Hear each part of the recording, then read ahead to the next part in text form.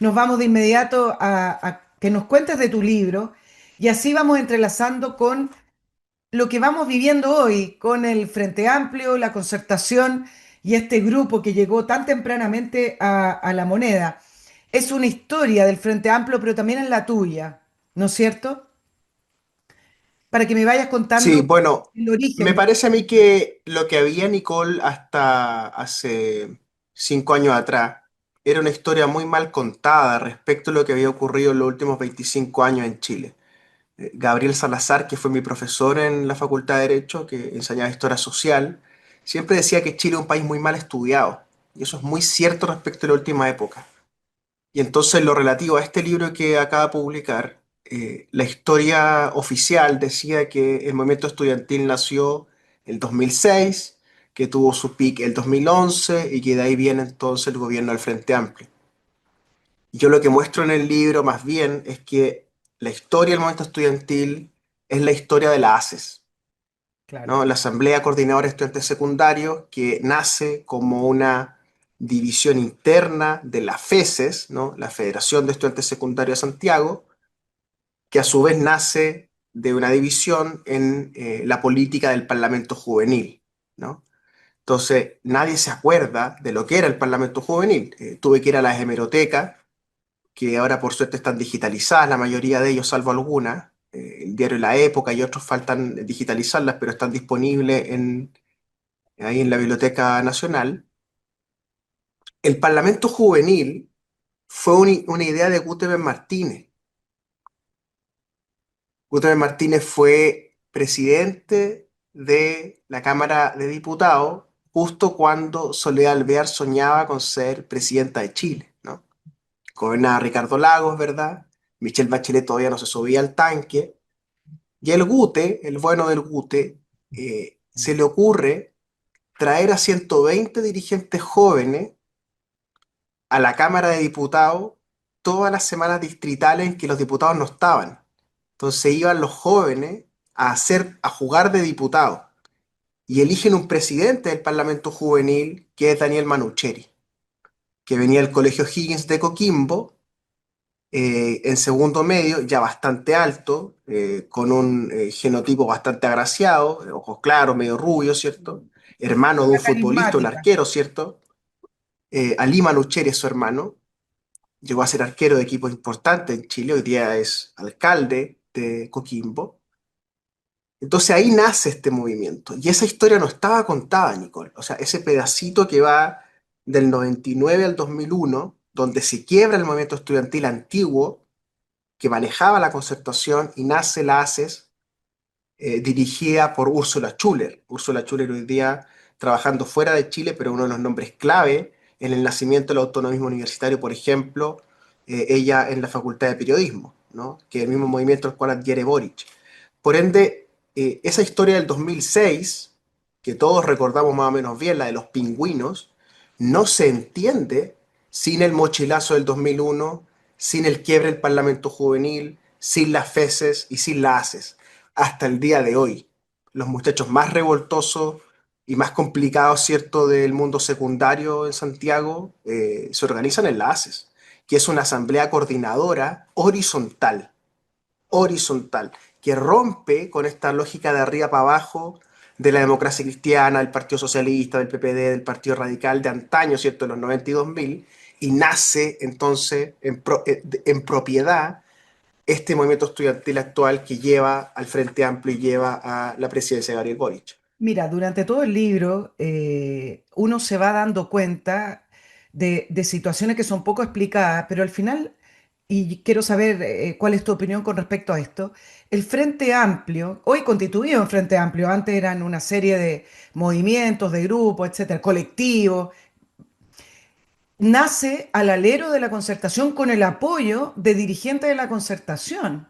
Al final, todo este crecimiento que van desde la ACE hasta el movimiento universitario y luego al Congreso y hoy en La Moneda, es una especie de, ¿cómo lo explico?, de raíz de la concertación. Surge desde ahí. Y a propósito de cómo se instalan verdades absolutas en Chile y nadie investiga, excepto algunos iluminados, y ahí te pongo en ese grupo, Renato. Em, Cuando surge este grupo ya como una fuerza política un poco más madura, si es que se puede decir madura, pero ya tienen cargos de poder, los hacen parecer que surgen de la nada, que surgen como si cayeron del cielo y de repente se les ocurrió participar en política porque estaban aburridos de las injusticias del modelo.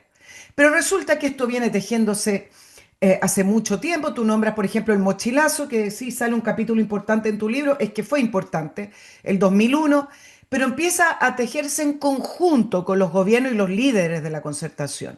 Quiero saber tu opinión para que le expliques también a la gente que está escuchando la entrevista. Bueno, yo pienso que este fenómeno que tú describes tiene tres patas. En primer lugar, hay una pata de un tutelaje político, así yo interpretaría conceptualmente lo que tú describes, ¿no? Una suerte de divisiones inferiores, por así decirlo, en el fútbol, ¿verdad? De ir llevando a estos muchachos en una carrera política, pero que eso no es deliberado, sino que se va dando como una contención de crisis.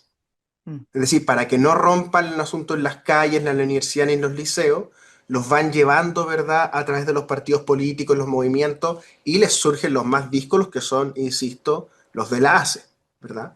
Y hay una izquierda en la ACE, por afuera de la ACE, que son los muchachos anarquistas, ¿no? Que a mi juicio son los más provocadores intelectualmente, porque suelen ser los más formados. Ojo ahí, el anarquismo es muy intelectual, es muy lector. Hay revista anarquista, hay autor anarquista, en fin. Hay una segunda pata al lado de este tutelaje político que yo la describo como la fascinación mediática, ¿no? Cuyo primer hito está el 10 de abril del 2001, ¿no? Cuando el diario La Segunda emite un reportaje muy largo sobre el mochilazo y sobre cómo funcionaba la ACES y cómo eran estas manifestaciones en el Parque Almagro, ¿cierto? Y en el centro de Santiago, cuando todavía no aparecía el fenómeno de los encapuchados terminando a piedrazos, ¿cierto? Con los carabineros en el centro de Santiago. Estamos hablando de la prehistoria del movimiento estudiantil, ¿verdad? Ahí, en esa segunda semana de abril del 2001, ya aparece esta fascinación de la élite, ¿cierto? Con estos muchachos asambleístas que después hace un segundo episodio, el 2006, que se fascinan con Valenzuela, ¿cierto? Y con otros más, dentro de los cuales te destaco, por ejemplo, a Julio Isamit, Pingüino del 2006, que es de derecha, que termina siendo ministro de Piñera. Entonces Claro, tú tienes lo poco razones que también. es un tutelaje de la concertación, pero yo agregaría más, es un tutelaje de la élite, más amplio. En los medios de comunicación, que no todos eran de la concertación, la Tercera y el Mercurio no estaban manejados por la concertación, en la familia Edwards y Álvaro Sayé no son lo que uno llamaría la concertación, pero ellos, esos medios asumen como tal la fascinación mediática con los líderes asambleístas. Eso el 2006 es muy claro. ¿No? Tú te acuerdas que empiezan a pasar por los medios de comunicación uno tras otro, hasta que María Música, ¿te acuerdas de María Música? Claro. Lanza un jarro con agua a la ministra, ¿verdad?, en el gobierno de Bachelet, Jiménez, y ahí se rompe este romance de la élite mediática con los dirigentes asambleístas, representativos, horizontales, ¿no? Luego viene un tercer episodio, Nicole, muy interesante, que es la toma de la Facultad de Derecho el 2009. 40 días y 40 noches, donde yo estoy todos los días ahí. Yo dormía en mi casa, por supuesto, porque andar durmiendo en el suelo en la facultad no me parece muy, muy cómodo, pero estuve allí, digamos, lo vi en carne propia y se vuelve a producir un fenómeno de tutelaje de la élite, abogados muy poderosos, muy influyentes, como Davor Harasic, como Enrique Barro, como Fernando Atria y otros, tutelan a Gabriel Boric, Sebastián Elwin y otros más para ir contra Roberto Naum. Ahí se dividen aguas, ¿verdad? Muy profundamente. Por ejemplo, Pancho Rego, el panelista de Sin Filtro, estuvo en contra de esa toma y iba también a vociferar contra la toma. Él luego conoce a Carlos Larraín, ¿verdad? Y hace carrera en Relación Nacional. Pero son hitos, te das cuenta que van fascinando. Y el 2011 esto toca la cúspide, donde la élite mediática de derecha a izquierdas se enamora de Camila Vallejo, se enamora de Giorgio Jackson, se enamoran del Pancho Figueroa, de la Carol Cariola, y luego aparece Boric. Y Boric consolida eso arriba, ¿verdad?, el 2012, hasta llegar a ser diputado. Entonces es un fenómeno que tú bien describes, es un tutelaje político transversal en la élite, es una fascinación mediática y es también un gran gen adaptógeno, una capacidad de adaptación muy grande en esta elite millennial transversalmente, ¿ah? Isamit, Diego Chalper y otros más en la derecha, Boric, Camila Vallejo, Sí. Jackson, Crispi y otros más en la izquierda. Sí, es interesante. Bueno, lo de Pío Nono, tú describes el ambiente de Pío Nono como un ambiente político al interior de la facultad que era una especie de microcosmos con sus dinámicas propias. Decías en una parte del libro una pequeña réplica de las divisiones y alianzas en el país.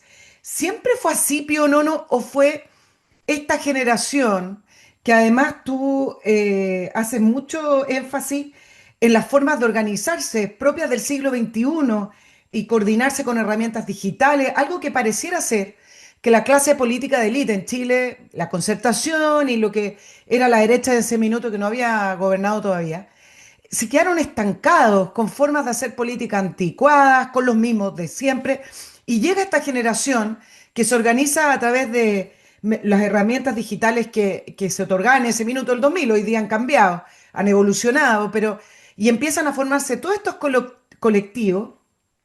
Yo me quedé con la impresión, pero quiero que tú me lo describas mejor, Renato, de que fue con mucha fuerza estos movimientos, fue como una especie de tsunami y encontraron en Pío Nono, en esta facultad de Derecho, un ambiente propicio, el terreno estaba ahí, pero pareciera ser, por ejemplo, en el caso de la toma y los episodios de Gabriel Boric con el decano Nahum, que Gabriel Boric y su grupo y quienes lo apoyaban tenían el mismo poder que un decano.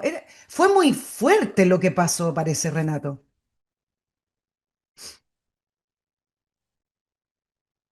Bueno, yo pienso que esto tiene nuevamente varios escenarios, ¿no? Bien tú describes que hay un escenario mayor, que es esta facultad de Derecho, que ya lleva 80 años protagonizando este tipo de eventos, desde los Alessandri en adelante. Cada 10 15 años aparece una vanguardia en la facultad que se lleva todas las luces, ¿verdad? Y son protagonistas de la escena un rato y después caen en desgracia. Fernando Atria el último caso, pero había otros casos como Rosende, por ejemplo, en la dictadura, los radicales antes, Novoa Monreal, otro buen caso, ¿no? Grandes juristas, ¿verdad?, que caen en desgracia y después son, no, ellos se generan movimientos políticos, ¿no? El más brillante sin duda ha sido Juan Busto, el penalista. ¿Mm? Pero la Facultad de Derecho tiene esta dinámica, ¿no? De profesores y alumnos haciendo bochinche y chuchoca política. Hay otro escenario, yo conozco también bastante bien el segundo escenario mayor, que es el patio de la Casa Central de la Católica, ¿no? Que yo estudié periodismo en la Católica, el patio de comunicaciones, que da derecho y que da medicina y el hospital. ¿No? Y entonces comunica dentro de la Universidad Católica tres, cuatro espacios bien importantes, la Facultad de Comunicaciones, la Facultad de Derecho, la Facultad de Medicina. Por eso hay muchos matrimonios entre abogadas y abogados de la Católica con periodistas de la Católica, porque se conocen ahí en el patio, ¿no? Y también en medicina. Eh, yo tenía la idea de hacer la historia de ese patio, pero reculé después porque no tuve las fuentes necesarias que hay que tener, quizás más adelante. Entonces ahí tienes un segundo escenario. Hay un tercer escenario que es San Joaquín, el campus de San Joaquín, que congrega muchísimos estudiantes, te diría miles de estudiantes todos los días. Han tenido que colocar ahora ingreso con carnet y van camino, yo creo, al ingreso biométrico porque es demasiado el flujo que tienen, incluso de delincuentes que se les meten a los pastos de San Joaquín a robarle a los estudiantes, porque es inmenso ese campo. Hay un tercer escenario de esas facultades, digamos, que agrupamos en torno a San Joaquín, que es lo contador, ¿cierto? Que es otro lugar, ¿cierto? Otro lugar importante, ¿cierto? Y así como existe lo contador y San Joaquín, en la Chile existe Gómez Milla, Antumapu, Medicina, que son escenarios de segundo y tercer orden respecto de derecho, ¿no? Esto, por supuesto, genera divisiones internas muy fuertes porque se considera que hay facultades de primer mundo y de tercer mundo, ¿no? Porque hay muchos más recursos en algunas facultades que en otras, porque hay más poder, ¿te das cuenta? Y esas facultades que en principio estaban concentradas en la concertación, Partido Radical, Democracia Cristiana, Partido Socialista, de pronto giran y dejan a las juventudes políticas. Esto es súper interesante, yo encuentro. Este es un hallazgo, creo yo, me han dicho que de orden antropológico, pero creo que no da para tanto, que es que se Dime. acaban las juventudes partidarias en estos patios y pasan a haber colectivos. Y ahí viene el boom. Colectivo estudiante autónomo, colectivo Nueva Izquierda, GRAU, UNEUS, colectivo NAU, Nueva Izquierda Universitaria, en la Chile, Nueva Acción Universitaria en la Católica, Miguel Crispi, Jackson, eh, Joaquín Walker, entre otros, Noam Titelman y otros. Entonces ahí tienes tú la nueva lógica, los colectivos. Y como tú bien dices, los colectivos descansan. Si antes los partidos viejos descansaban en los diarios, en las columnas de opinión, en las radios, ¿cierto? Estos otros descansan en estas nuevas herramientas que se abren. En los 2000 eran los salones de chat, el quiebre de la ACES, la FESES y el partido y estos partidos políticos del Parlamento Juvenil se da el quiebre en los chats de Terra. Es algo increíble. En los salones de chat de Terra se produce un quiebre político de las juventudes políticas.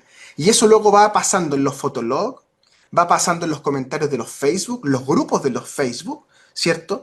Actualmente eso está ocurriendo en Instagram y en TikTok. Es decir, es una generación que va llevando el debate político allí donde hay una alta interacción de redes sociales. Entonces, junta tú, pues, Nicole, estos tres elementos.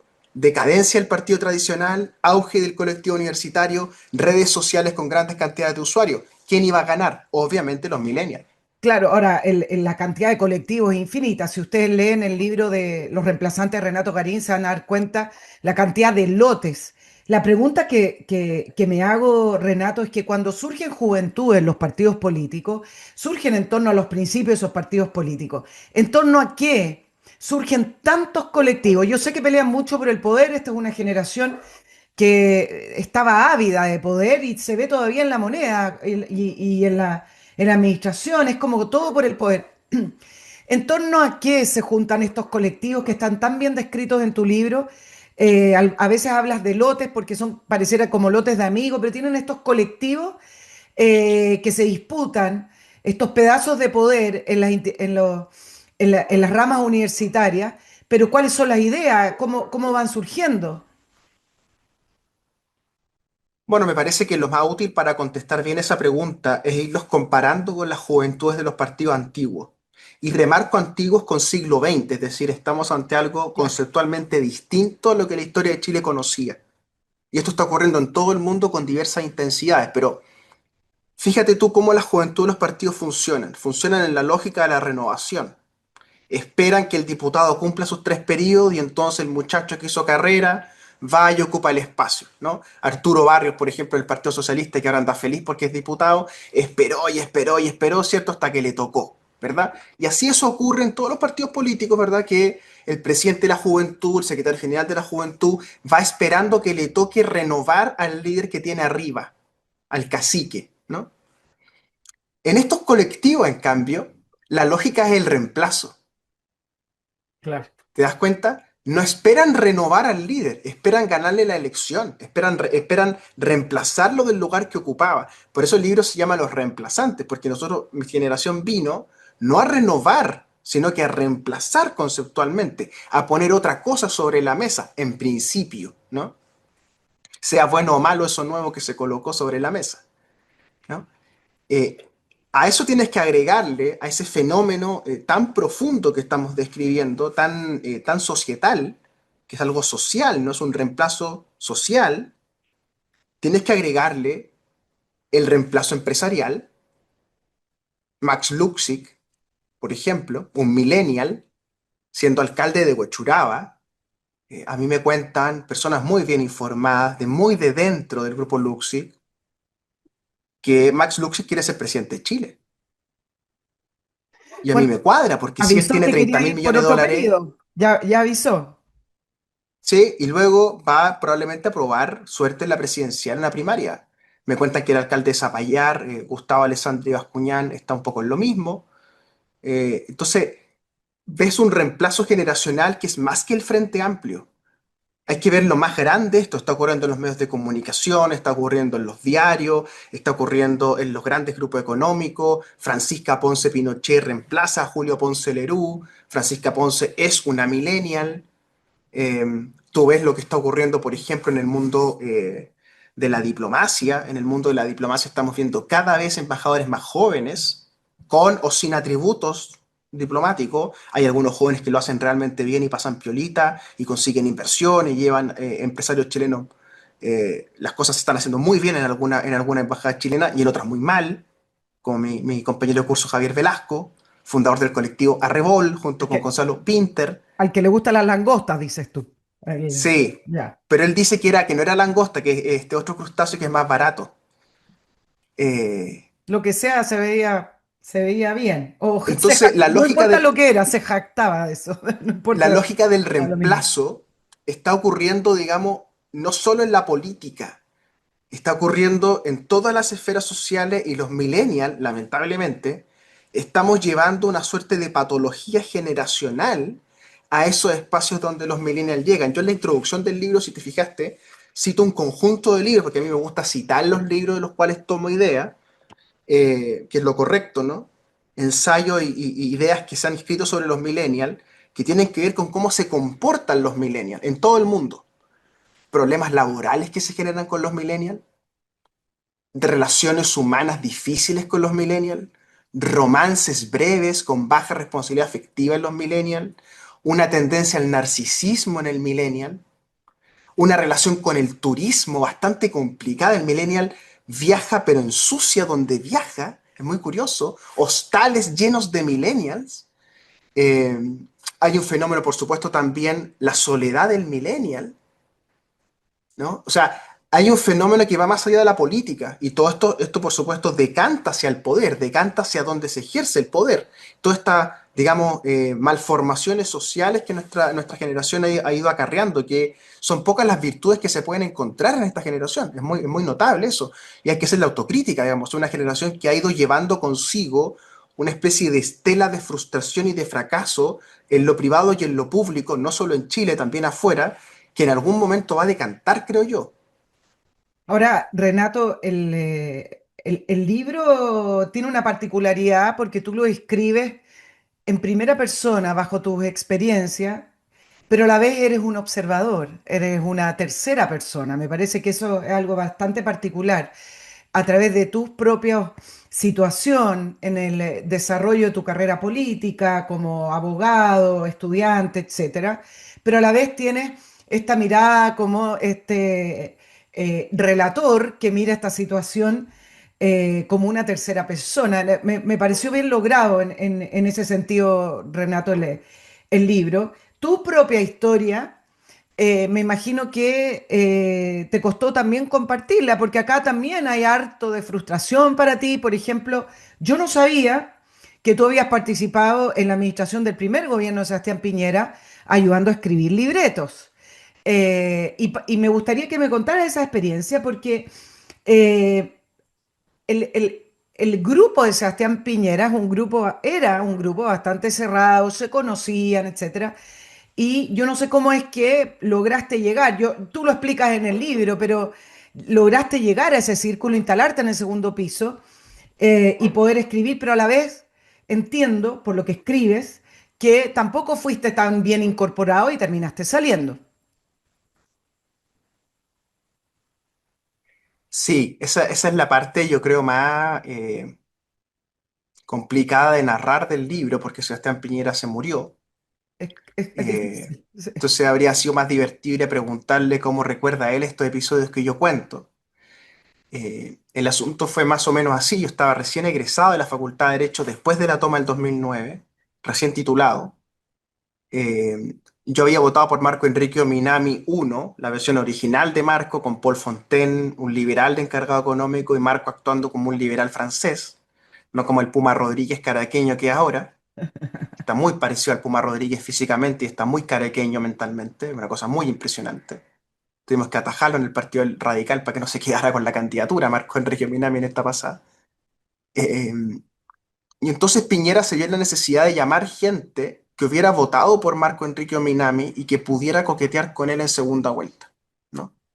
Y ahí empezó a hacer unas reuniones en este lugar que se ha conocido como Apoquinto 3000, que eran dos pisos, el 16 y el 17, que él manejaba. En el 16 estaba Bancar y en el 17 estaba la política de Fundación Futuro y él, con su secretaria, la Sarita Larraguibel.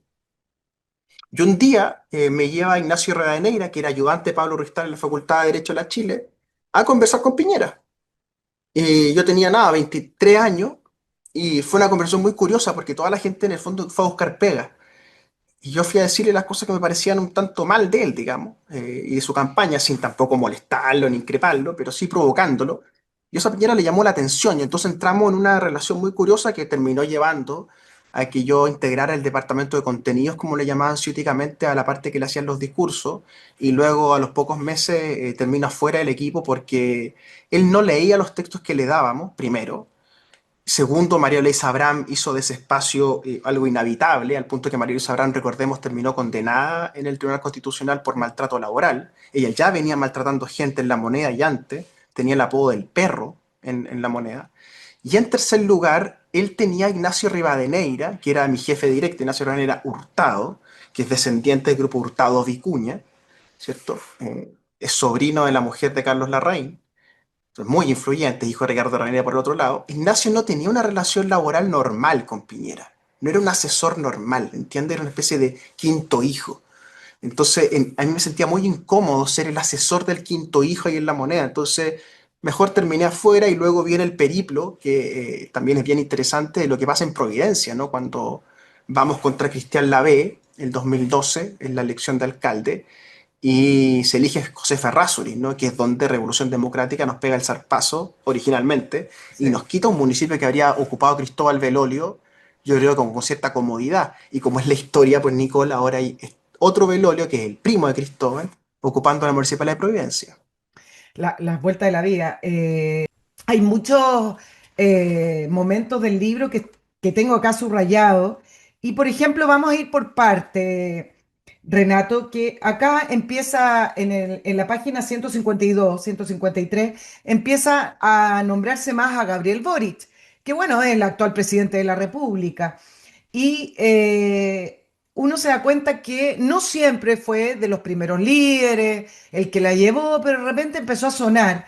Y acá tú dices de Gabriel Boric que se empezó a repetir como una figura en ascenso, que empezó a consolidar su influencia en los autonomistas, que eran un colectivo donde él no obtuvo cargos relevantes en las elecciones locales porque tenían una estrategia nítida basada en la construcción de una mayoría cultural, y por eso lo subrayé. Ellos seguían a Gramsci y con esa construcción cultural produjeron una identidad. Su discurso, además su repetición tenía que ver con la crítica a la concertación, que no es tan distinto a lo que vemos ahora en las primarias en el Frente Amplio, ni tan distinto a lo que vimos cuando llegaron a la Cámara de Diputados. Hay varios episodios con respecto a la figura de Boric, en el sentido de que se fue haciendo de a poco con algún apoyo también y fue tomando notoriedad, pero habían otros líderes quizás más importantes en estos colectivos, pero por alguna manera se fue imponiendo Gabriel Boric, con no tanto tampoco desarrollo intelectual. ¿Cuál es tu opinión, Renato, en torno a esta figura, Gabriel Boric, y cómo es que logró levantarse como la principal figura y llegar a ser presidente de la República? Bueno, en los colectivos universitarios se da la lógica de que los muchachos van creciendo, subiendo en los cursos y luego egresando. Por ende, el que está en quinto o el que está recién egresado tiene mucha ascendencia sobre el mechón que acaba de ingresar a la universidad, ¿no? De hecho, los mechones que ingresan a las universidades se meten a estos colectivos para tener algún tipo de guía y de padrinazgo, ¿verdad?, dentro de los colectivos universitarios que les permitan estar más cómodos dentro de la universidad a todo nivel, ¿verdad?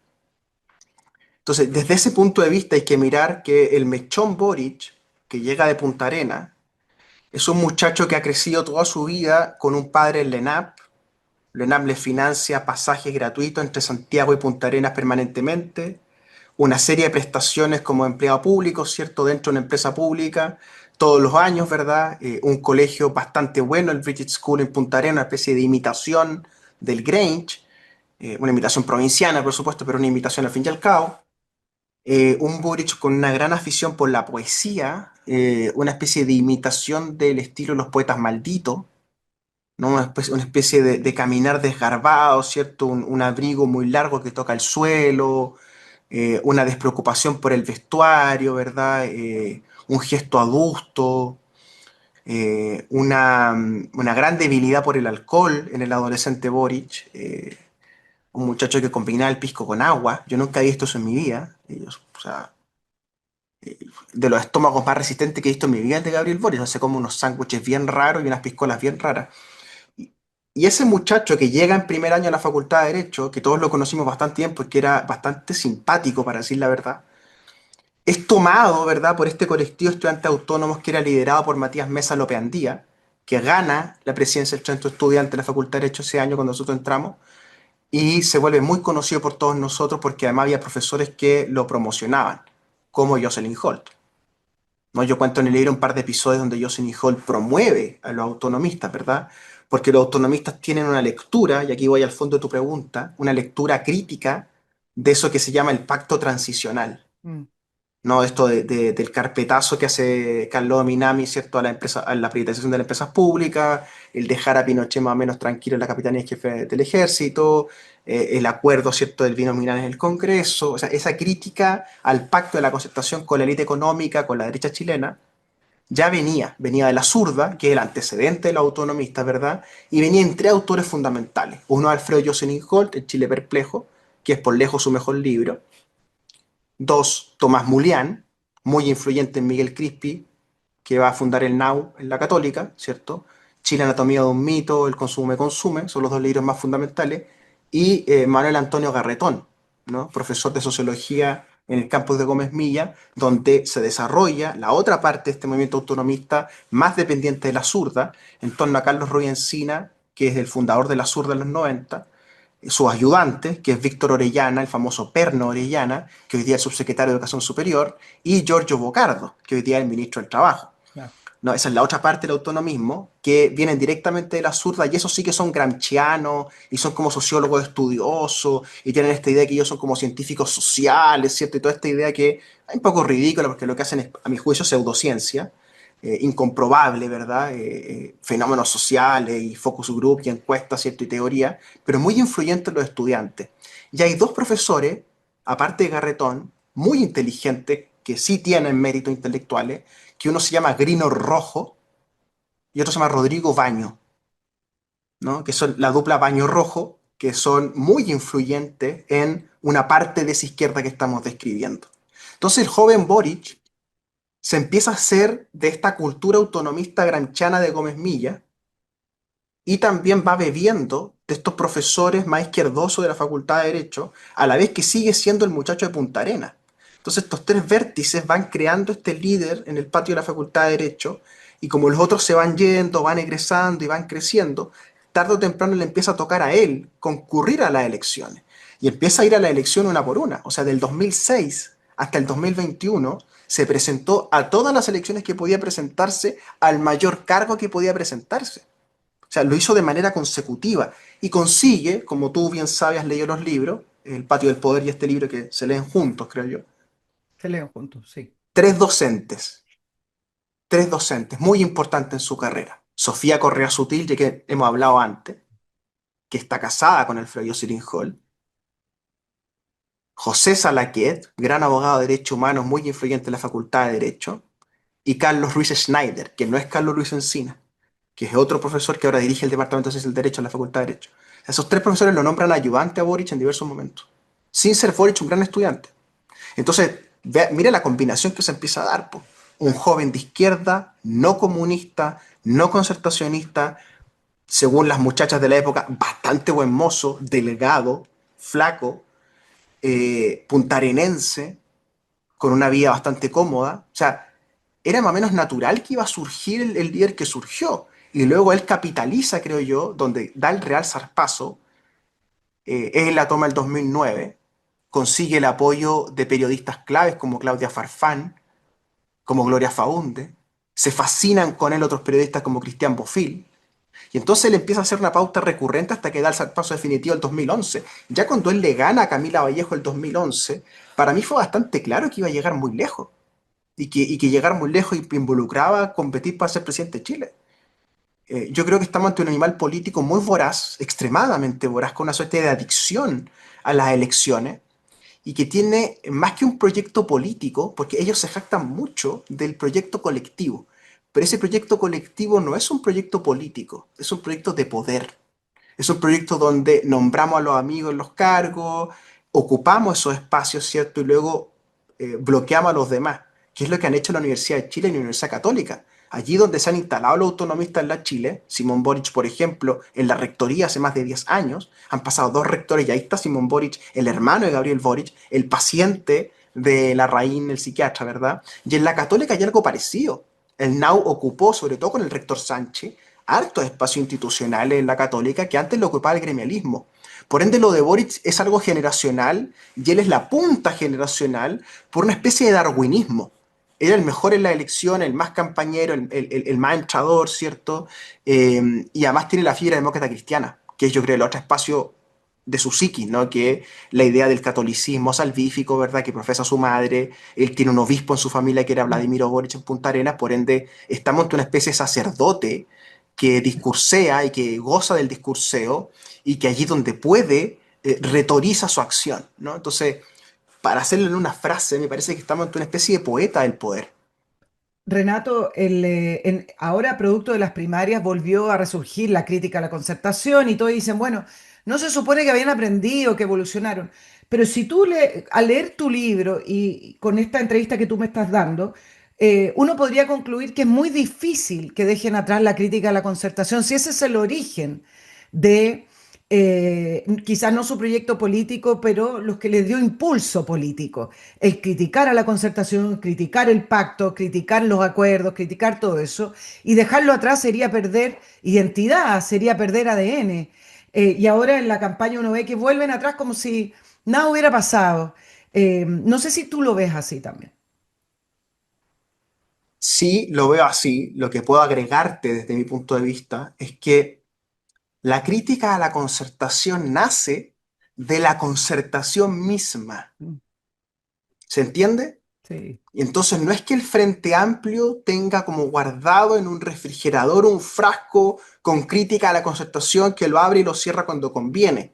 Más bien, creo yo, es que hay una élite concertacionista autoflagelante que alimenta este sentimiento del Frente Amplio, como Sergio Aguiló, por ejemplo, como Fernando Atria, por ejemplo, como Davor Harasic, por ejemplo, y que han ganado gran influencia en el Frente Amplio gracias a la crítica a la concertación.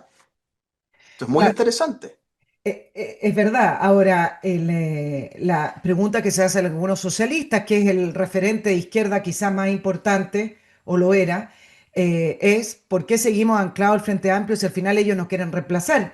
¿Tú crees que esta generación ya reemplazó a la izquierda tradicional? Faltan las primarias todavía, es primera vez que se van a ver las caras en una primaria frente a frente, pero ¿tú crees que esta generación ya reemplazó como fuerza política, como eje de la izquierda, a la izquierda tradicional chilena que era el eje de la concertación?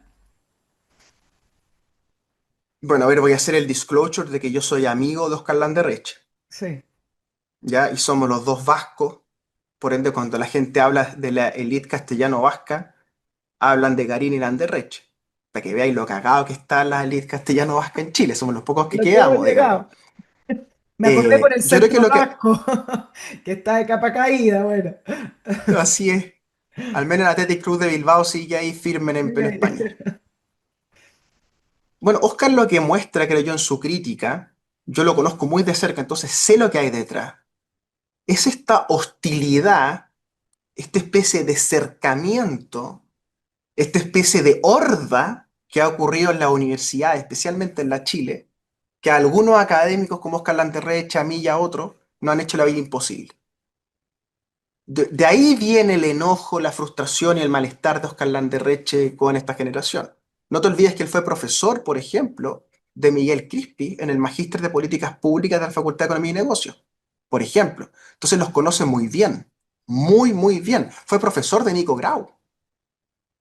Entonces Oscar sabe muy bien que Nico Grau tiene un doctorado en economía en Pensilvania. Sí, pero en economía de la educación. Claro. ¿Cómo? Sí, el ministro de Economía de Chile es experto en economía de la educación. ¿Te das cuenta? Entonces, cuando uno los analiza y las personas saben, y Oscar tiene un doctorado en el MIT, ¿te das cuenta? O sea, es incomparable el nivel de agudeza intelectual de Oscar Landerreche versus estos muchachos, ¿entiendes? Entonces, lo que él está diciendo en el fondo es, ¿van a volver a hacernos la vida imposible como lo hicieron antes? Porque lo que hay de fondo es una especie de adolescencia. El muchacho quiere mandar en la casa, y entonces para mandar en la casa gritonea a los papás, gritonea a los papás, gritonea a los papás, gritonea a los hermanos, pega portazo, en fin, hasta que logra mandar en la casa, ¿no? Y entonces el papá le dice, ya, pero ¿aquí paramos o no? Y eso es un poco el socialismo democrático, eso del Frente Amplio. Ahora, si está reemplazado completamente o no, si viviéramos en la generación del siglo XX, uno diría sí, porque una vez que un partido político fenece y nace otro y lo sorpasa, ya no hay vuelta atrás. Pero como estamos en esta edad de lo líquido y lo gaseoso, Así es. perfectamente de un fracaso electoral puede refundarse un partido político en el centro de la socialdemocracia y sorpasar al Frente Amplio por derecha, digámoslo así, ¿no? Que es lo que está en boca de muchos dirigentes del PPD, del Partido Radical, del Partido Socialista e incluso del ADC, que es federarse o hacer una sola fuerza electoral que pueda negociar y competir en igualdad de términos. Pero yo para contestar bien concretamente la pregunta te diría, hay un sorpaso generacional, hay un reemplazo, pero ese reemplazo no es definitivo porque en esta sociedad de lo líquido nada es definitivo. Ahora, con respecto al primer gobierno de Sebastián Piñera, en este libro me hizo recordar que ya en el primer gobierno de Sebastián Piñera, todo lo que era en los movimientos estudiantiles y el rechazo a la educación, al fin al lucro, empezó a ser de una manera mucho más potente en las calles, le hicieron la vida imposible al gobierno de Sebastián Piñera. Y menciono el primer gobierno porque cuando llegamos a octubre del año 2019, a uno se le olvida que ya había una premonición en el primer gobierno de Sebastián Piñera, que no lo iban a dejar gobernar y que la calle iba a hacer un constante alboroto con respecto a estos movimientos. Y acá tú lo describes bien en cómo ya en el primer gobierno Sebastián Piñera tuvo que hacer varios cambios en el Ministerio de Educación y ceder en algunas situaciones con respecto a la educación y el financiamiento. Por ahí sacó el gran acuerdo por la educación. Todos esos episodios parecieran ser la primera parte después de lo que fue el gobierno de Sebastián Piñera II y que terminó en este gran acuerdo nacional por la paz y cambio de constituyente. Pero así bien honestamente se me había olvidado algunos episodios muy bien descritos acá en tu libro que le ponen contexto a cómo se venía forjando ya esta especie de tsunami que después se le venía encima a Sebastián Piñera II. Sí, lo que tú describes bien es que hay un fenómeno de antagonistas entre Piñera y los movimientos estudiantiles. Y Piñera, en vez de desactivar ese antagonismo tan radical, lo fermentó con Joaquín Lavín de ministro de Educación en el primer gobierno. Yo he tratado de entender qué es lo que hay detrás de eso, ¿no? Hay quienes me dicen que es porque Lavín representaba los intereses educacionales de la UDI. Recuerda tú que Joaquín en Concepción, pero esa explicación a mí no me alcanza. Porque ya estaba Ernesto Silva Balafuy a cargo de la universidad, por ende, ¿qué gesto le está haciendo Piñera con eso? Segunda explicación, quería matarlo políticamente. ¿Era tan malo Sebastián Piñera como para llevar a Joaquín Lavín de ministro de Educación para matarlo políticamente? Tercero, querían ayudarlo. Esas preguntas te Eh, las hace en el libro. Yo sé que no lo respondes, pero sí, vale la pena preguntárselo, o sea, porque, piensa en mí, porque era yo tenía curioso que lo 23 años. pusiera. Yo tenía 23 años y me tocó revisar los antecedentes judiciales de todas estas personas, de Rodrigo Ginspeter, Ana von Baer, Alfredo Moreno, todos estos que fueron nombrados y otros que no fueron nunca nombrados, como Sebastián Edwards, ¿no? Que es primo de Piñera y Piñera lo encontraba ciútico y que por eso nunca le dio un cargo, y le encuentro toda la razón. Eh, entonces, para mí Joaquín Lavín representa esa estrategia de Piñera de antagonizar cierto espectro de su gestión, ¿no? Y entonces, como viene el terremoto, ¿sí? Vino el rescate de los mineros. Piñera creyó que esta vertiente crítica a los estudiantes él podía mantenerla con cierto nivel de gestión de crisis, más bien empresarial, el GANE, todas estas cosas. Mm. Felipe Bulnes, recuerda tú que es luego quien asume esa tarea, viene con otra lógica, termina feneciendo también al interior del gobierno, y desde ahí en adelante se han venido sucediendo los ministros de educación. Yo digo en el libro que esto empezó con Mariana Elgo en el 2000, ¿no? Que empieza a echar abajo el movimiento estudiantil, los ministros de educación, hasta que se entiende, creo yo, en la ley chilena que tienen que dejar de antagonizar. Y la estrategia de Boric es no antagonizar. Han puesto ministros de educación que no antagonizan. Y esa dentro de todo una buena estrategia, ¿no? Entonces lo que hizo Piñera en el segundo gobierno, con algunos ministros, con sus declaraciones, fue llevar esto al punto final, po, al punto de que la calle te termina colocando la agenda, que es lo que le pasó las dos veces. Y un poco el temor que hay en la élite es que Evelyn Matei sea un Piñera 3 en el sentido de que gobierne 8 meses y luego estén al ritmo de la calle de nuevo, que es perfectamente viable ese escenario, ¿no? Exacto, de hecho, en unos episodios también que describes del primer gobierno de Sebastián Piñera, Sebastián Inspeter tuvo que dar una conferencia de prensa, producto también de las protestas, Rodrigo Inspeter, disculpa, y dice que van a dejar de usar gases lacrimógenos por las protestas, los derechos humanos. Entonces, ahí uno ve cómo se va incubando, uno, la situación de protestar en contra de un gobierno de derecha principalmente, pero además de la fuerza que va adquiriendo la calle, y dos, cómo reacciona también por primera vez un gobierno de derecha en la moneda. Y cada vez que se ponía dura la calle o empezaba el tema de los derechos humanos, entonces echaban para atrás algunas situaciones, que no es tan distinto, pero con otro nivel de intensidad de lo que ocurrió en octubre. Por eso me pareció muy interesante hacer esta línea cronológica que tiene, porque explica de una manera muy clara cómo es que llegamos a tener en este momento al Frente Amplio gobernando en alianza con la izquierda. Eh, Renato, hay un capítulo también que habla de Winter, y Winter hoy es el candidato del Frente Amplio. Dice que Gonzalo Vinter Echeverry era simpático, ocurrente, con una sonrisa contagiosa, su vestimenta evocaba un hippie sesentero, aunque estaba todo calculado, habitaba el patio como si le perteneciera, ya que lo reconocían como el nieto regalón del profesor Alfredo Echeverry, figura mayor del derecho penal, y su hermano Jaime tenía una fama de saberlo todo, aunque era más bien un alumno de nota 5. Gonzalo, en cambio, desordenado, disperso y acumulaba cursos reprobados con facilidad notable. Cuando lo conocí ya hablaba con soltura de botar ramo, una expresión propia de nuestra época.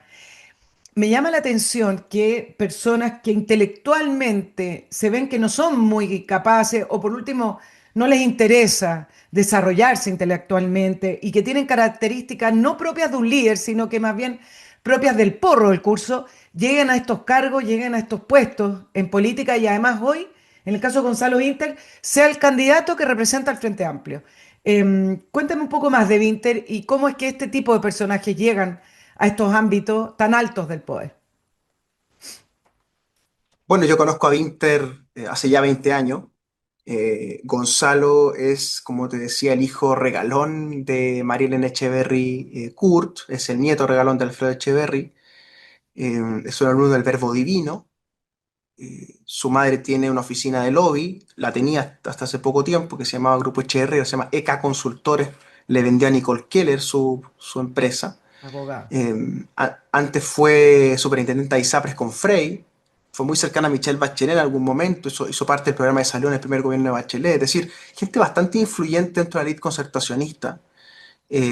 Gonzalo, cuando yo lo conozco, padecía y lo sigue padeciendo y no lo transparenta, yo creo que es bastante grave, un déficit atencional muy serio, muy profundo, que se ha tendido a romantizar esto en cierta parte de la generación millennial como si fuera normal estar desconcentrado y con la mente brumosa todo el día, que tiene que ver con esta relación con las pantallas, ¿verdad? Con una forma de vivir muy poco atenta que tenemos nuestra generación. Gonzalo lleva esto al extremo. Gonzalo, tú no puedes hablar con él más de 10 minutos sin que no se desconcentre, ¿no? y abusaba de estas píldoras que toman los estudiantes, Mentix, derivados del Rabotril y otros, para concentrarse en periodos de prueba, lo que te hace muy mal al aparato neurológico. Y de ahí que Gonzalo se rasca de manera compulsiva.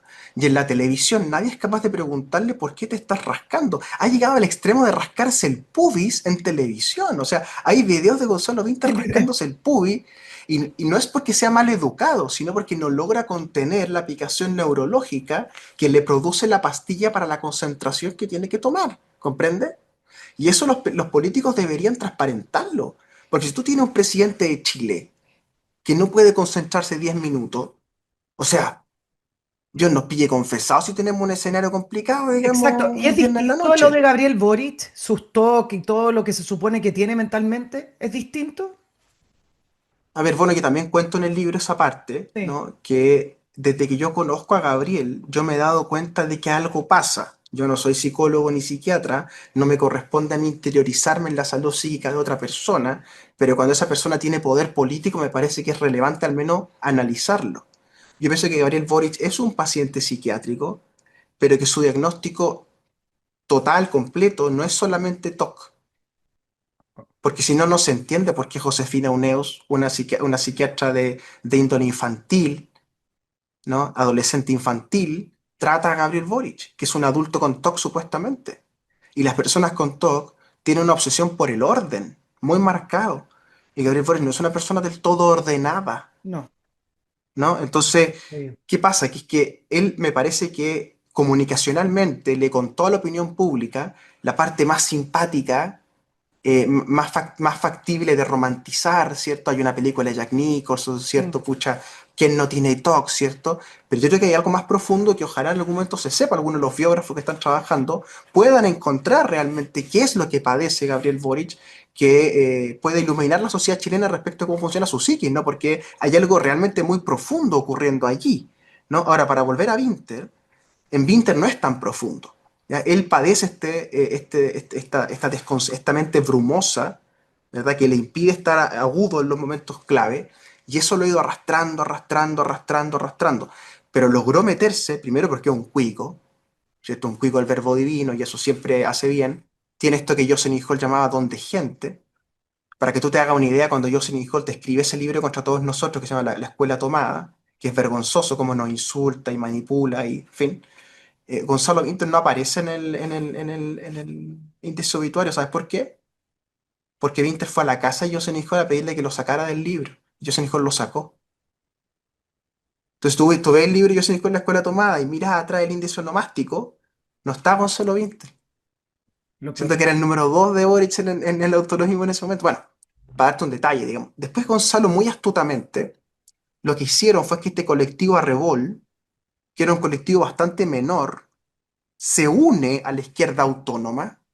Y cuando la izquierda autónoma se divide entre morados y verdes, yo le dedico una parte a eso también, la división entre morado y verde, Winter se va con el lote de los morados, que eran en ese momento Boric, Sharp, Constanza Schonhaut y él, ¿no? Y ahí él queda canonizado dentro de ese movimiento, ¿verdad? Y hereda el cupo más cotizado en ese momento, que era ser el número 2 de Jackson en Distrito 10, que obviamente iba a ser arrastrado prácticamente gratis sin inversión. Gonzalo sacó 5.000 votos en su primera elección, sacó el 0,90 y La- tantos por ciento de los votos, hay ¿no? una, ¿Por qué? Porque... Y tú sabes que era militante de la Revolución Democrática, porque él para conseguir ese cupo y no ir de independiente, se inscribe en RD. Se da una vuelta bien larga y después, por supuesto, el vínculo que él tiene, yo también lo describo en el libro con harto detalle, que él se vuelve un fans de Gabriel. Te lo voy a leer textual para que me lo complementes, porque acá justamente me llamó la atención en un párrafo, Renato, que tú dices en la rutina diaria, las acciones de Winter podrían enmarcarse en un abajismo desorientado, aquello que los marxistas llaman un desclasado. Luego de vociferar durante horas, como si aquella fuese su jornada laboral, retornaba a su enorme casa en el sector de Santa Teresa en la Dehesa. Su relación con Boric me descolocaba. Había una especie de imitación y era un fan a la vez que mostraban un narcisismo compartido. Además, había cierto parecido en esa relación escolar que Gonzalo Acarriaba desde el Verbo Divino y Gabriel desde el British School en Punta Arenas. Yo creo que es precisamente esa parte la que tú más o menos estás describiendo en la relación que tiene Winter con Gabriel, ¿cierto? Y una suerte de imitación, Mm. ¿no? Esta generación es muy imitativa. Si a alguien le resulta algo, entonces todos pasan a hacerlo. Todos pasan a tener guagua. Es lo que, para allá voy, es lo que, lo que describimos ya con ese fenómeno. Y esto se da, o sea, se compra un auto rojo, todo anda en un auto rojo después. Se van a vivir a un cierto barrio de Ñuñoa, todos se van a vivir a cierto barrio de Ñuñoa. Esto ocurre, por ejemplo, esto no lo puse en el libro, Gonzalo se fue a vivir a la Villa Frey. Está con la guagua en Villa Frey, con la pareja en Villa Frey y todo el asunto. Pero la mamá está en Vitacura, en una casa de 2 millones de dólares. Y vienen antes de Santa Teresa, donde vivía Tere Marino, hecha una cuadra de distancia. Entonces, uno dice, bueno, ¿a qué clase social pertenece él? Porque fíjate, esto es muy interesante en su psiquis de Gonzalo Vinter. Él dice que hay una lucha de clases, ¿cierto? Que están los burgueses y los proletarios. Estamos de acuerdo que él es burgués, po, ¿cierto? Y que tú y yo somos burgueses y que los foros donde él va con los periodistas y los empresarios somos todos burgueses. Por ende, solo cabe concluir que es un traidor a la clase burguesa, po. O sea, él está pidiéndole a los burgueses chilenos que votemos por un traidor a la clase burguesa. ¿Te das cuenta del absurdo al que llega su razonamiento? Y eso es porque en el marxismo hay un concepto que a la audiencia le recomiendo que lo busquen porque aplica muy bien, que son los desclasados. Es decir, burgueses que están en la cúspide de la sociedad, que sienten tanta culpa, casi siempre católica de esa culpa, que empiezan a hinchar por el equipo que le gusta a la nana, por ejemplo. O sea, a Vinter le gustaba el Ranger de Talca porque le gustaba la nana. Y tú sabes que ahora que entró en campaña, Nicole es tan cínico que va a pasearse a Tribuna Ande en los partidos de la Universidad de Chile. Y más encima, cada vez que va al estadio perdemos, más encima es mufa. Es que fíjate ese detalle, o sea, se hace hincha de Rangers de Talca porque le gustaba a la nana. Bueno, eso Todo después por en la el Facultad de poder. Derecho se vuelve una especie, como bien digo, creo en el libro, una jornada laboral de él. Se levantaba en la dehesa para ir a la Facultad de Derecho y hacer este personaje durante un rato y luego volver a este otro lugar. Entonces se va disociando el Gonzalo Vintes, que es nieto de Alfredo Echeverri y hijo de María Elena Echeverri, el goguete que le decían, ¿cierto? De este otro fan de Gabriel Boric. Entonces lo que yo veo en sus apariciones públicas y sus errores, sus muchos errores, es esta contradicción. Y por eso Janet Jara, pues Nicole les va a ganar, creo yo, le está ganando el espacio, porque Janet Jara es la única allí que sabe quién es. Las otras Exacto. personas están jugando a hacer algo que no saben lo que es. Gonzalo Vinter no sabe quién es realmente, Carola Toa tiene una confusión bien grande y Jaime Mulet quiere ser senador. Por ende, la única que transparenta quién es y qué es lo que quiere, guste o no, es Janet Jara. Y por eso desfondó a Gonzalo. Bueno, y se supone que también le quita votos a algo de Toa. Renato, el libro termina prácticamente al final del gobierno de Sebastián Piñera II con el proceso constituyente. Y esto me lleva al famoso estallido del año 2019, en octubre del año 2019. Tú lo describes acá, describes cómo las acciones que fueron tomando dirigentes, tu propia historia con respecto a ir al Congreso y tu labor allá de diputado. Y hoy, producto de las palabras de Landerreche, empezó a discutirse nuevamente el tema del estallido, del apoyo a la violencia y de hacer una reflexión, etcétera. Y siempre queda dando vueltas si es que el Frente Amplio estuvo en la organización del estallido o estuvo en la génesis. Si uno lee el libro, y también otros textos, y no solamente tu libro, a mí me quedan dudas de que estuvieran en la organización como una cosa preparada, vamos a hacer esto, sino que se fueron sumando en la medida que octubre del año 2019 fue tornándose en una bola de nieve que el propio presidente Piñera no supo parar. ¿Qué rol tuvo el Frente Amplio en octubre del año 2019, Renato? Bueno, primero hay que establecer que esta generación millennial, que es la que domina en el Frente Amplio, porque el Frente Amplio no son solo millennials.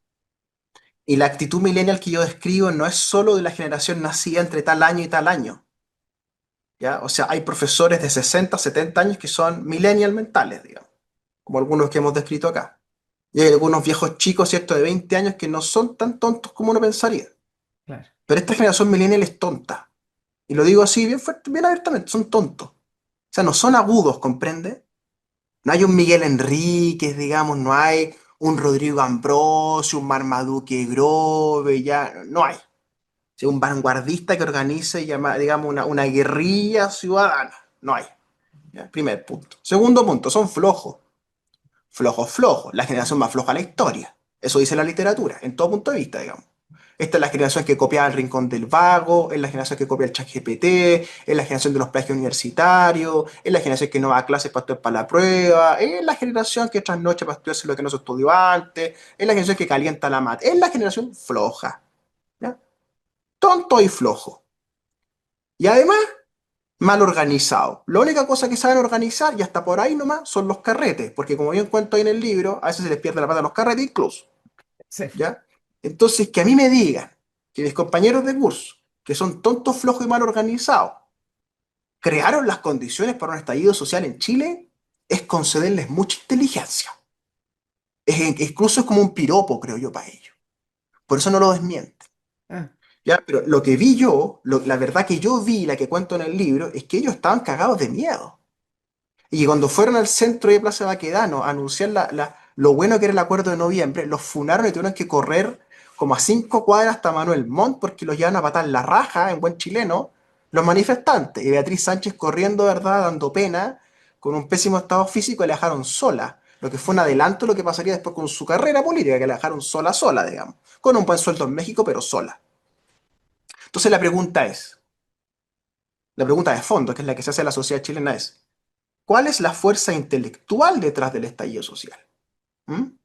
Si no es el Frente Amplio, tampoco es el Partido Comunista, lo sacaban a patás también salvajado, ¿eh? ¿Cuál es esa fuerza intelectual, esas ideas, ¿cierto?, en su mejor comprensión, que están dando vuelta, y dónde? Es el anarquismo universitario. Esa es mi respuesta. Y no cualquier anarquismo, ya, porque en Chile al menos hay dos ramas fuertes hoy día. Una es el anarcocapitalismo, ya que son todos estos libertarios, Fundación para el Progreso, Axel Kaiser y compañía, ¿verdad? Que me están robando los impuestos y no sé qué, ¿cierto? Y hay una rama narcolibertaria que leen a un autor que se llama Rothbard, ¿ya? Y que hacen unos refritos de von Mises, von Hayek, ¿cierto? Ahí está, por supuesto, Javier Milei y otros que son minarquistas, quieren terminar con el Estado. Y esos son los libertarianos de derecha. Y hay en la izquierda algo que se llama la izquierda libertaria, ¿ya? Que viene el Frente Estudiantes Libertarios, donde viene Toti Orellana, de donde viene Gael Jomans, de donde vienen varios dirigentes bien influyentes del Frente Amplio. Y los anarquistas y libertarios que se quedaron fuera de estos partidos políticos, sobre todo en las universidades, son una fuerza de resistencia y choque contra el sistema completo. Y ahí hay tres vertientes nuevamente. Peter Kropotkin, el ruso, es un anarquismo más tradicional, más de célula, un anarquismo, podríamos decir, ¿cómo llamarlo?, de corte yanqui, que tiene que ver con el Unabomber, Kaczynski. mm, Esto es mandar bombas por correo. sí. Landerreche, por ejemplo, le llegó una bomba cuando Y estaba de en Gramsci Codelco. también. Sí. Y hay una tercera vertiente, que es donde yo creo que está el asunto, que son los ecoanarquistas, el ecologismo anarquista, el anarcoecologismo, que viene de un autor italiano llamado Alfredo María Monano. Y ahí está la cuestión, creo yo. Y hay un cruce, y Jan Poduje también ha hablado de esto, entre las barras bravas, Claro. la Garra Blanca, los de abajo, cruzados, el anarquismo universitario y la segregación social. Entonces piensa tú, el muchacho que algo ha leído, que algo sabe, que crece en la periferia de Santiago en un lugar como San Bernardo, que sus padres y su madre no tienen nada más que ofrecerle que esa realidad, que él se mete en la Garra Blanca con los de abajo para estar en un lugar, que después va a una universidad y recibe una educación más o menos, que ve a su familia endeudada y precarizada, que ve políticos ladrones, que ve farándula millonaria. Ese cabro que no quiere terminar de narco, que no quiere terminar de soldado al narco, ¿tú crees que no siente necesidad en algún momento de su vida de poner una bomba en la esquina? Entonces, ocurrido el estallido social, yo me imagino esto en mi cabeza, pienso en esto, tal como alguna vez los hombres pensamos mucho en el Imperio Romano, dice la ciencia, y yo pienso mucho tiempo en el estallido social, en esto que ocurrió, en las horas que fueron desde las 6 de la tarde del viernes hasta las 3 de la mañana del viernes. Los piños de las garras bravas salieron a los metros y porque andan en metro todos los días y todos los fines de semana, saben perfectamente dónde tienen que quemar el metro. ¿Y quiénes tienen esos mecanismos para quemar el metro y acelerante y todo el asunto? Las barras bravas. Entonces yo creo que hay una cruz entre anarquismo, barras bravas, anarquismo universitario, donde está el grupo de personas que quemó el metro.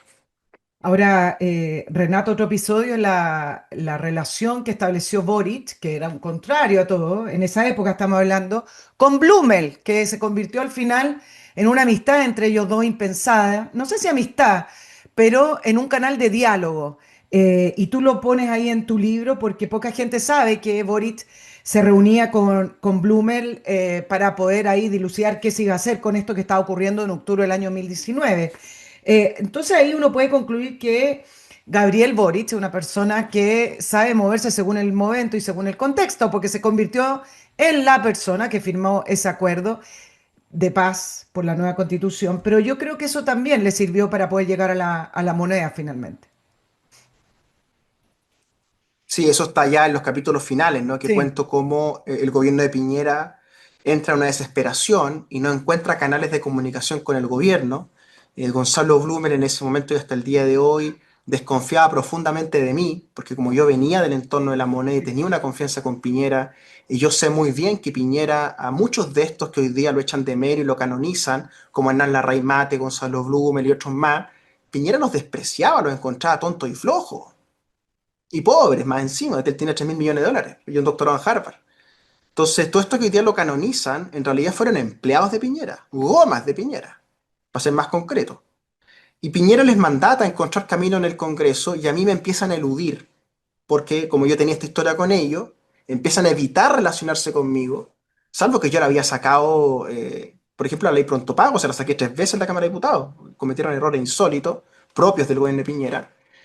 Yo hubo que sacarla 3 veces, pero cuando viene el asunto fuerte me empiezan a evitar porque no confiaban en mí.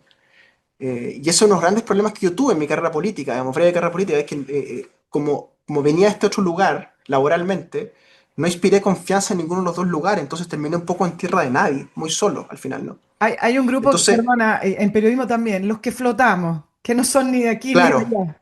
No, efectivamente. Y en Chile, yo creo que en el mundo en general, suena y funciona con redes de poder o con lazos que se van armando.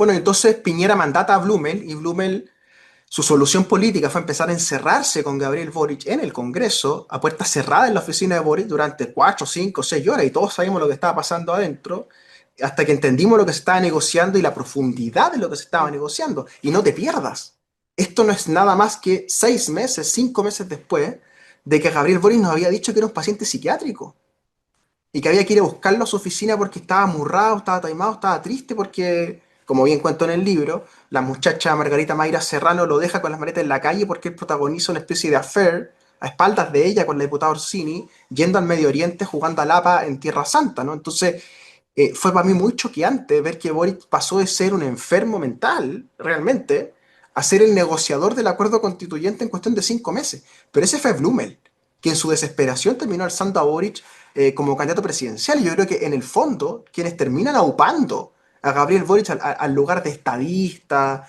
de hombre de gran visión de Estado, de alguien superior a su generación, ¿cierto? Y todo esto, son estos muchachos de la derecha.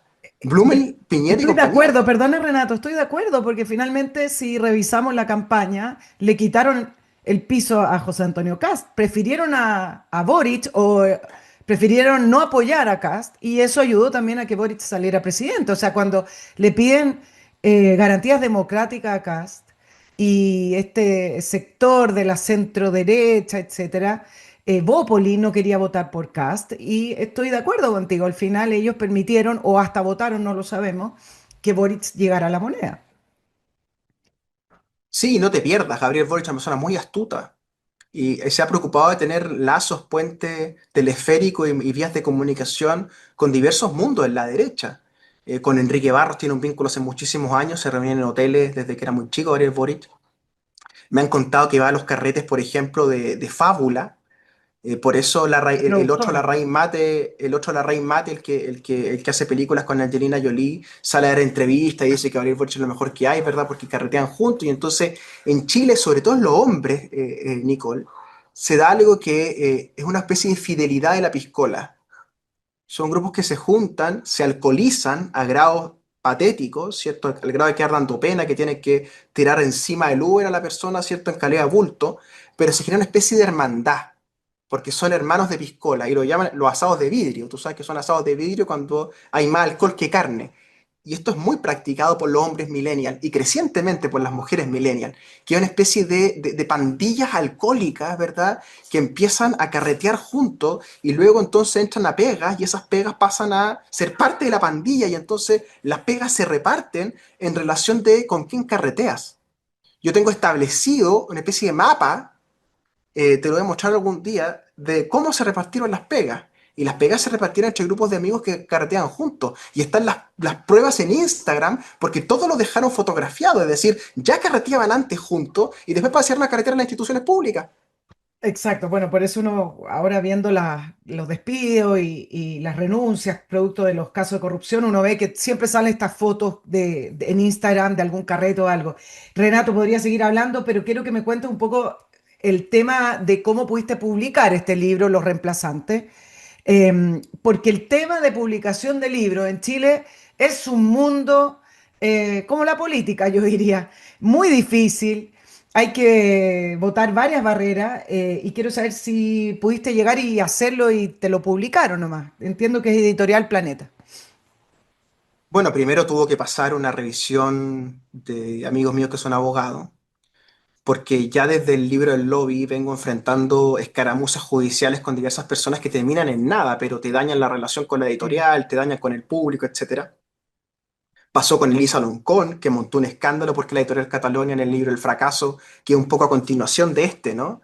Están escritos en diversos tiempos, pero el fracaso continúa un poco a la estela de este libro porque trata de la Convención Constitucional y este termina en la Cámara de Diputados, entonces hay una continuidad ahí. También me pasó con el libro El Patio del Poder. Yo fui exonerado de la Facultad de Derecho de la Universidad de Chile por escribir el libro Perdón. de la historia de la familia Bascuñán. Por ende, tenía cierto temor, sobre todo de que el bufete de Schurman y Alejandro Aguad tomaran a algunos de estos muchachos, como Giorgio, como Miguel Crispi, y me metieran una querella por injuria y calumnia y yo terminara como terminó Jorge Razzoli, un empresario bastante más acaudalado que yo, pidiendo disculpas públicas, ¿verdad?, a los muchachos que han sido dañados en su honra, ¿cierto? Entonces eso me parecía un disparo en los pies que tenía que evitarlo a toda costa. Y después la industria del libro, Nicole, tenemos un duopolio en Chile, que es Grupo Planeta por un lado, donde yo estoy con este libro, Penguin Random House Mondadori por el otro. Estos grupos han ido comprando editoriales menores. Existen otras editoriales como Umbriel, por ejemplo, que tiene el hit del año, que es Francisca Solar con su Buzón de las Impuras. Ella es muy amiga de Pablo Paredes y este mundito frente amplista, no, yo no le caigo muy bien a ella, pero ella ha triunfado realmente con su Buzón de las Impuras, lleva 53 semanas entre los más vendidos, pero le ha costado un mundo. Le rechazaron el borrador varias veces, no le quisieron pagar adelante, etcétera. Está Catalonia, donde yo publiqué otros libros, pero ahí se acaba las editoriales chilenas, las más son muy menores, muy chicas, con muy poco alcance y distribución. Por ende, el autor que quiere ser profesional, que no es el amateur, ¿comprendes? Que no es el que fue a un tallercito ahí con el Pato Fernández, con Rafita Gomuz y mandó un librito y lo publicó y se siente feliz y orgulloso porque publicó un libro, ¿cachai? Yo voy en el séptimo libro, entonces conozco que esto es un duopolio a nivel productivo y a nivel de distribución y de venta. Son tres actores. Librería Antártica, que conmigo se portan siempre bastante bien. Está Feria Chilena del Libro y está Librería Contrapunto. Son las tres cadenas. Y si Sí. tú sales del anillo de Américo Vespucio, tú sabes, yo soy de Melipilla, tengo lectores en Talagante, en Peñaflor, etcétera, que les gusta el libro en papel, esa gente no tiene librerías en sus comunas. Esa gente compra por Busca Libre. Y Busca Libre, si tú miras su mercado fuera de Vespucio, tiene una especie de monopolio digital, porque Busca Libre es la única que te manda el libro a la casa en tiempos más o menos razonables. Por ende, si te fijas, es una concentración de mercado muy grande, donde el autor, lamentablemente, Nicola, ahora somos unos commodities porque los libros los pueden hacer los ChatGPT, hay una cantidad enorme de plagio en esta industria, se ha ido naturalizando esto de que los libros son cada vez más cortos, cada vez más simples, como destacado para que la gente no se le olvide, ¿verdad? Mucha autoayuda. Es un mercado, sí, razonable, pero un tercio del mercado, un poquito más, es ayuda o bienestar. Eso te muestra lo mal que se vive en Chile, pues, Nicolo, o sea, comprando libros para vivir mejor, ¿no? Claro. Entonces, para el autor de no ficción, que soy yo, ensayístico, Historia de Chile, el mercado que te queda es súper, súper pequeño. Entonces hay que hacer tiradas pequeñas de 1000, 2000 ejemplares. Entonces después uno aparece con segunda edición, tercera edición, cuarta edición, pero son tiraditas chicas porque es lo que el mercado te permite. De ahí que haya muchos autores, como nuestro amigo Fernando Villegas, que se autoeditan y autovenden los libros, porque al final tú terminas trabajando para esta cadena de monopolio y duopolios que te precarizan y te van dejando de lado a medida que dejas de vender en sus páginas web. Exactamente. Ahora, claro, producto de la tecnología y la manera en que se puede vender hoy con canales directos, se permite a una persona, tú nombraste a Fernando, pero hay otros que pueden vender sus libros directamente. La estructura que te da las editoriales y las librerías, por supuesto, que te dan más exposición, pero por lo menos se abre esa nueva ventana producto de las nuevas tecnologías.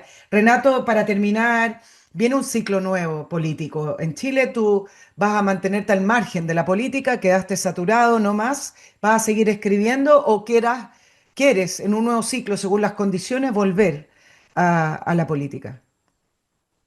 No, no está en mis planes.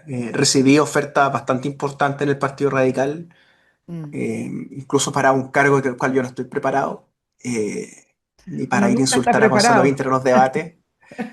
Así que yo no me siento en condiciones primero de volver a la Cámara de Diputados, a ese enfrentamiento emocional permanente entre egos descontrolados y gente muy Sí. ignorante, lo que es una combinación muy complicada. Recomiendo el libro Thomas Erickson, Rodeado de Narcisistas, que es un libro espectacular para entender a mi generación. O sea, todos se sienten bacanes, todos se sienten con sus miles de seguidores, ¿verdad? Etcétera. Eso es imbancable. El Senado es un lugar difícil. Ganar una elección para el Senado cuesta millones y millones de pesos y es ir a un lugar donde luego estos son todavía más grandes que la Cámara de Diputados. Y ser ministro, ser subsecretario, a mí no me parece atractivo. Entonces, pienso que mi lugar va a ser la opinión pública, ojalá encontrar trabajo en alguna universidad, pero desde que me echaron de la Facultad de Derecho de la Chile quedé un poco miado, entonces estoy en mi casa escribiendo libros y contestando entrevistas a periodistas que se lean los libros y simpáticas como tú.